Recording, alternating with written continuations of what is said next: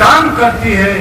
सतगुरु कबीर साहब का ज्ञान दो चीज से चलता है, जिसका नाम विवेक और विचार रखा गया है, और वो प्रत्येक प्राणी के इस 3.5 हाथ के शरीर में दोनों चीज विद्यमान होते हैं। उनको यूज करना न यूज करना, काम में लेना न काम लेना, वो अपना खुद का कर्तव्य है। किसी गुरु की चोट नहीं, न किसी चेला की चोट है, खुद अपनी चोट। ऐसा वर्णन दिया जबान से, प्रवचन के माध्यम से, और फिर भजन के रूप में भी पंचायत से उठा करके parliament, collector collector, DM CM, मुख्यमंत्री सुमंत्री, सबका हवाला आपके क्षेत्र और दिल्ली में नहीं दिया। इनका हवाला आपके क्षेत्र में और दिल्ली में नहीं दिया। इनका हवाला अपने गुरु के विचार से, अपने विवेक और विचार से, अपने साहब क्या हो गया, अपने हृदय में दिया। ये CM TM DM collector collector बाहरी हैं, अंदर के भी हैं, जो हम उपवाद करते हैं, किसी का आदवाद करते हैं, किसी का अनुवाद दूसरे तरीके से कर लेते हैं, जिसका अन्य अन्य प्रकार का उसका नाम रखा जाता है, जिसका विवाद बनता है। वो भी सब इस शरीर के ढांचे में बताया। सरकार अगर इसका मुख्यमंत्री, इसका सीएम सही है, इस ढांचे का प्रधान सही है, तो मेरा मानना है इस जीवन में कोई विवाद नहीं, इस जीवन में विवाद नहीं आता है। जिसका ये पीएम डीएम सीएम जो भी है, पढ़ा लिखा नहीं हूँ, ये सारे से क्या काम निकाल रहा हूँ, निकाल लीजिए, कहीं से कमी आए और जिसके समझ में आए वो मात्रा जोड़ लीजिए। तो मैं सुरेश दास साहब को बंदगी करता हूं कि ऐसे मुखारबिन से ये ऐसा प्रचार करते हैं, तो कमी मैं अपनी भी मानता हूं और मेरे सामने जो बैठे सुनने वाले हैं उनकी भी मानता हूं। जो इस पर विचार नहीं कर सकते तो किस पर विचार करो। संत ने सब शीशा दिखा दिया है, आईना दिया है, कहा गुरु शिकलीगर कीजिए, गुरु शिकलीगर कीजिए, जो मन मसकला दे। तो चाकू छुरी लगाता ना चर, और फिर ऐसे देखता है, तो मन से फैसला लेता है, सही नहीं हुआ। तो मन मसकला दे, शब्द छोड़ नहीं छोड़ कर चित्त दर्पण कर। तो श्रेष्ठ दास जी की वाणी जो है, मेरा मानना यहाँ तक कि है कि वास्तव में चित्त दर्पण करती है। साहिब बंदगी, साहिब बंदगी। अब मैं अपनी तरफ से थोड़ा बोलूंगा, मौका मिला है। अभी हम श्रेष्ठ दास जी की तरफ से बोले हैं, अच्छा विचार दिया, बहुत बढ़िया दिया। 15 तारीख में इन्होंने भदोही डिस्ट्रिक्ट में मिले थे हमें, ये किसी भंडारा में किसी संत के साथ गए थे। वहां भी इन्होंने टाइम मिला था अच्छा खासा, लेकिन बारिश आ गई, टाइम कट गया था, लेकिन अच्छा बोले थे, इसी पर बोले थे। उसी बात में हमें कहे कि साहब आज फिर दोबारा उसी पर बोलिए। आप लोग तो सब काफी देर सुने होंगे, तो यहीं रहते हैं ये मन, तो आज हमें फिर दोबारा से बुलवाया, अच्छा बोलते। तो हम एक उदाहरण के रूप में कुछ देना चाहते हैं। गुरु की कृपा हो जाए, वक्त की कृपा हो जाए, कोई जीव ले जाए, उसके भीतर रखी जाए, जीवन क्या पता उसका सुरक्षित। अक्सर मेरे पिता तुल्य बुजुर्ग बैठे हैं, बहुत सारी बातें कही जाती हैं और कही गई होंगी और सुनी भी होंगी। और अभी प्रवचन के माध्यम से पता चला, और हमारे बीच में एक अध्यापक जी भी अभी प्रवचन देके गए, अध्यापक रहे। तो उनके बीच में, मैं सभी के बीच में एक छोटा बात का प्रसंग के रूप में उदाहरण दे रहा हूं, सुनिए जरा गौर से। आम आदमी सुनता है पति और पत्नी है नहीं, पति और पत्नी। जो बूढ़ा ज्यादा है, बुजुर्ग, उनके जमाने में ये जो शब्द था पति और पत्नी बहुत माने थे। ये शब्द इतना माने था, इसकी इतनी कीमत थी। अगर कोई जानता पति, अगर कोई जानती पत्नी। आज वो बात पलट चुकी है, आज वो बात नहीं रही। जहां पति है, जहां पत्नी है, दोनों जहां हैं वो पतन की ओर है।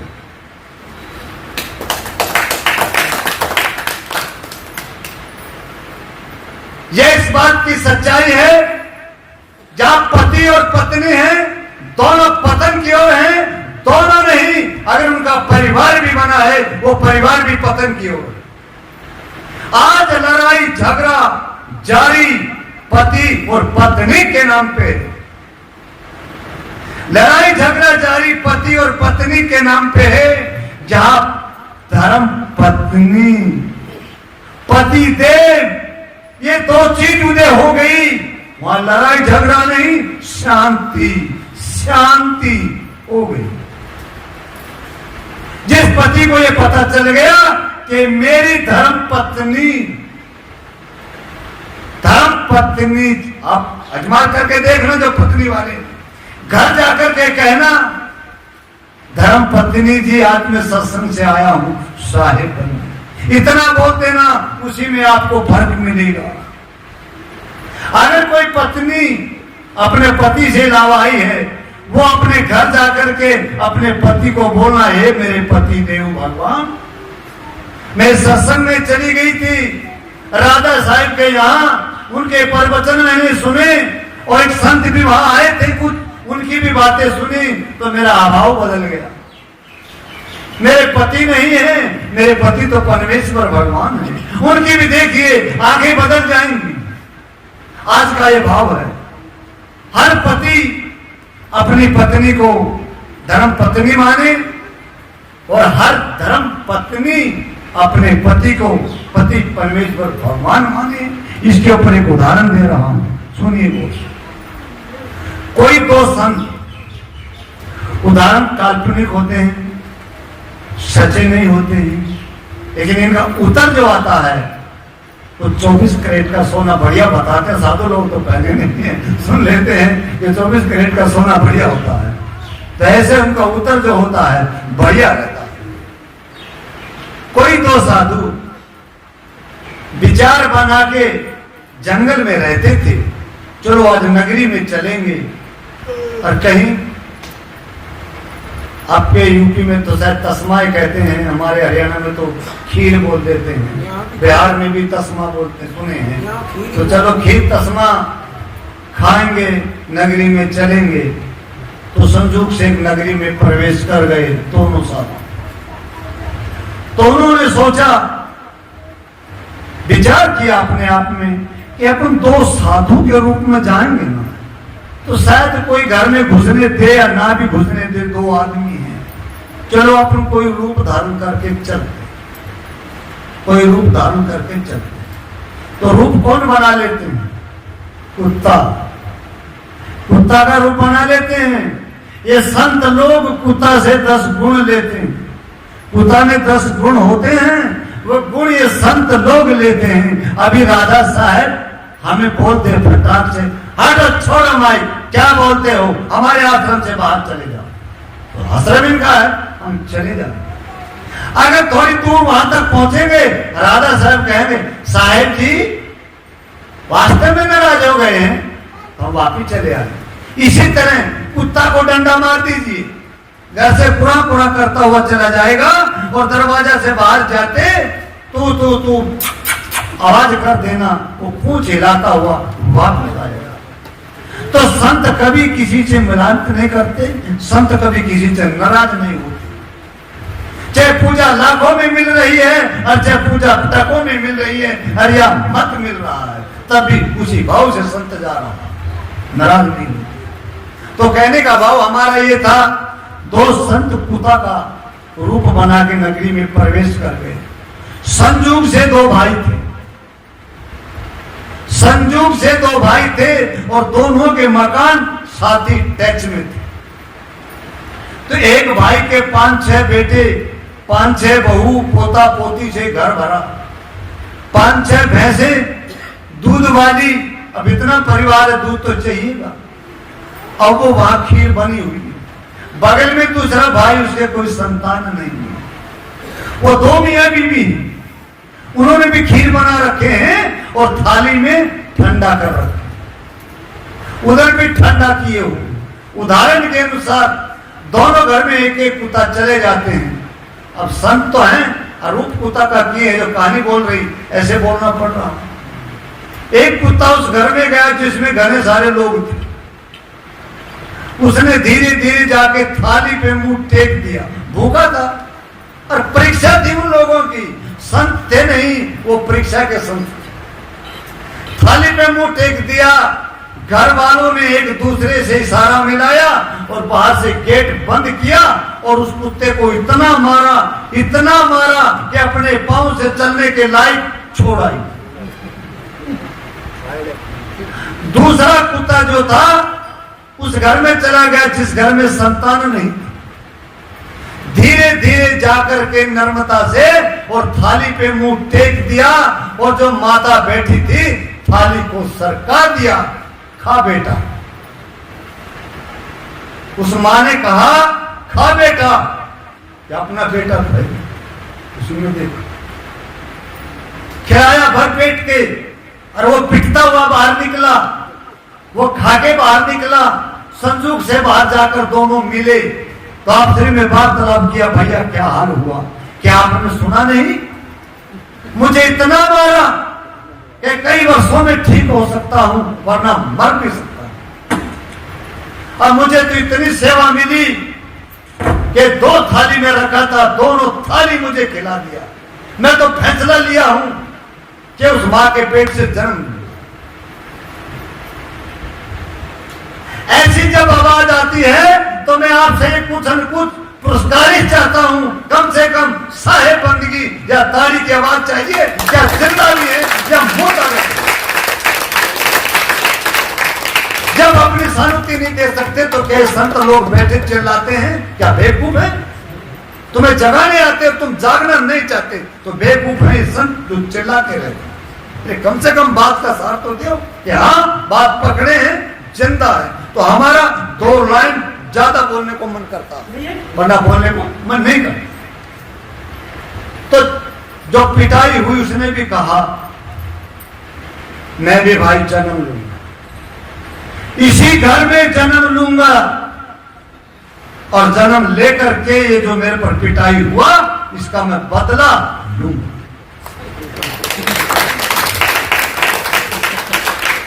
संजोग से कहा जाता है उस मां के भी पेट में बच्चा हो गया, और जिस घर में पिटाई हुई थी उस घर में भी किसी ना किसी बहू के पेट में बच्चा,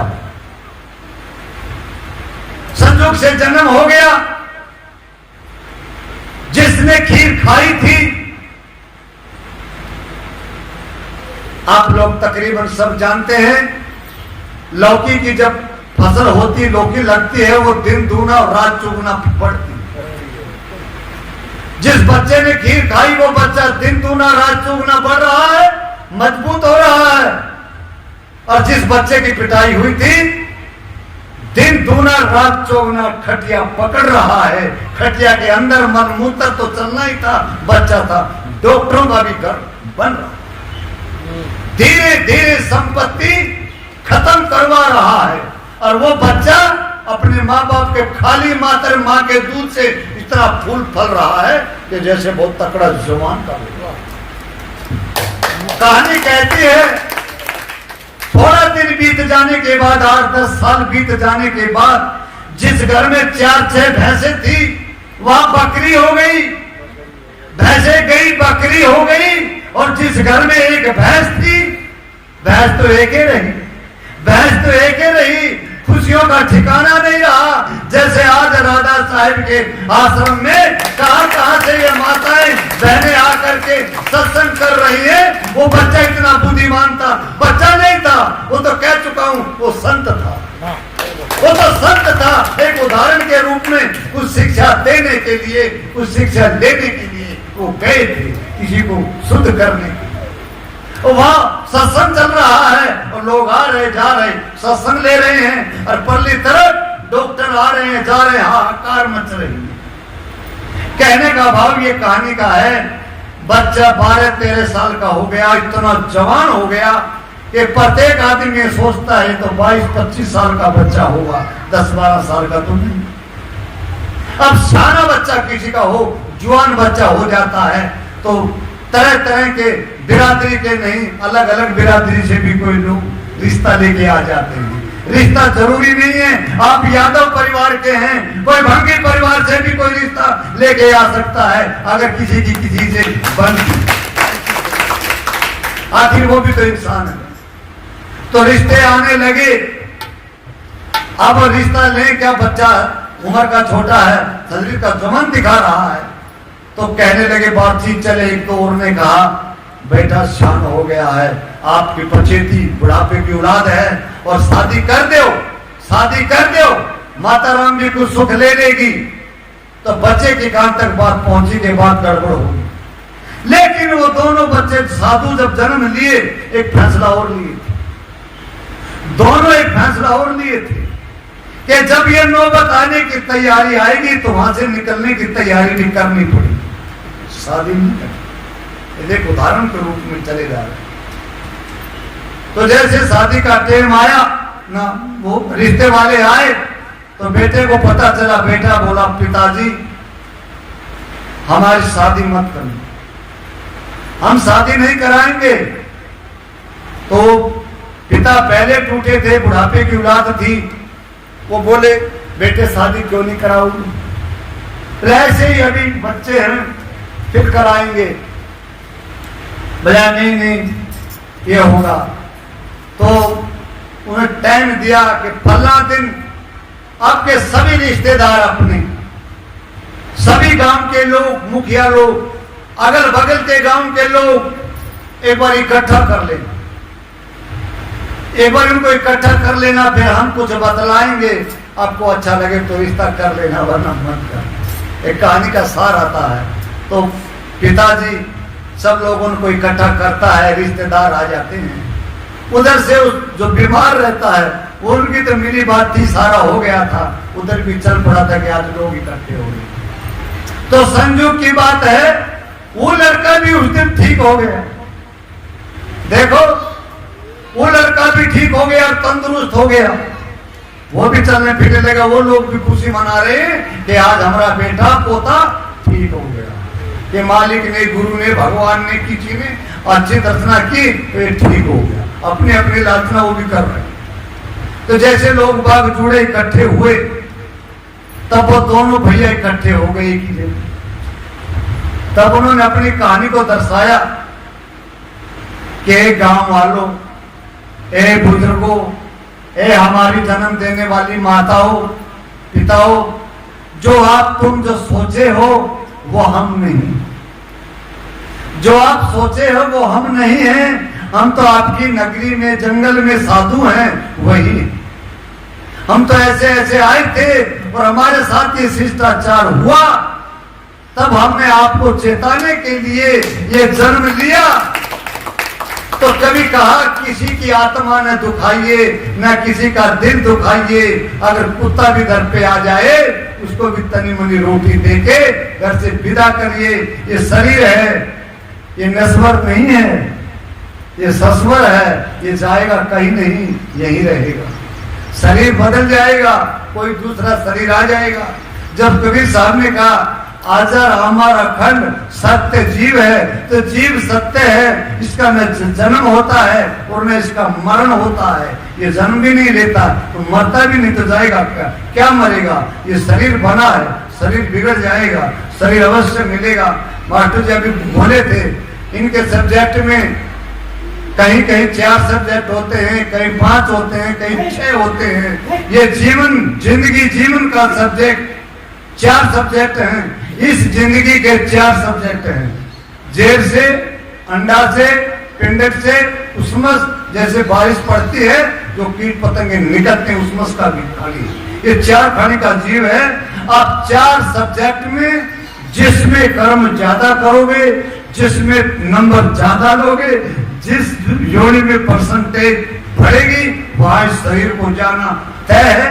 मेरे बाप की मिलावट नहीं, संतों का सच है, संतों का कहना है, ये सच्चाई है। और साहब जी हमें 22 मिनट हो गया है, इजाजत है तो 2-3 मिनट और सरका ले, नहीं तो यहीं जय बोलिए सतगुरुदेव की। कहीं से हमारी बात का त्रुटि लगी और कोई जानता हो, उसको मात्रा जोड़ लीजिए और बात को पूरी करिए और आगे इस बात का प्रचार करिए। और जो भाई ऑन राइट फोन लिए, ये आज का प्रोग्राम और न जाने कहां के प्रोग्राम मेरे चैनल पे चलते हैं। गुलशन संत कबीर के नाम से मेरा चैनल है, वो चैनल सब्सक्राइब करके बेल आइकन बटन दबा लीजिए ताकि इसका नोटिफिकेशन, आज नेट नहीं चलता ना तो लाइव मिलता, अब ये जैसे नेट मिलेगा ऐसे एक एक करके वीडियो छोड़ दी जाएंगी। बोलिए सतगुरुदेव।